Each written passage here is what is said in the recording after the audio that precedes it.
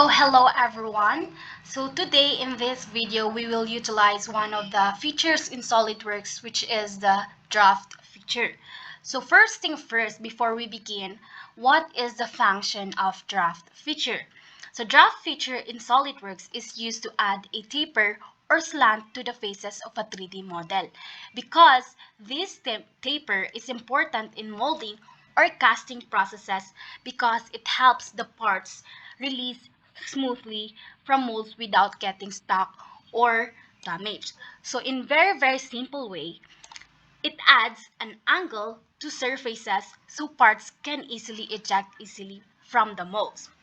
So first, we have to sketch, of course.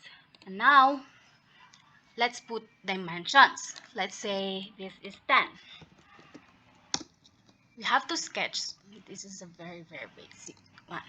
Let's say this is also 10. After that, we can now go to the features and use the extruded boss base. Let's say, for example, this is 3D.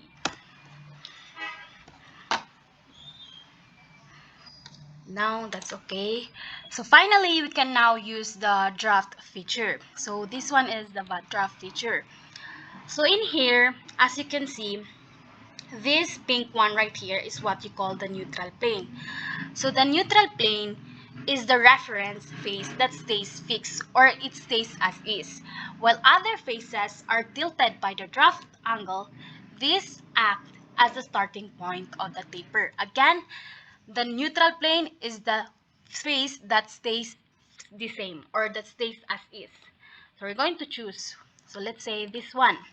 Then we can now choose the face that we want to apply the draft. Let's say this one and also the other one. We can also edit the angle. Let's say, for example, this is 50, or we can edit it out. Let's say 40 instead of 50.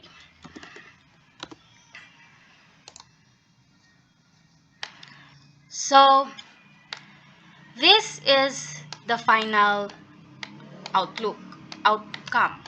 As you can see, the model resembles the pyramid. A while ago, it was like a rectangle. The lines, the rectangle, and the model is straight, and now it became slanted, because that's the function of draft feature.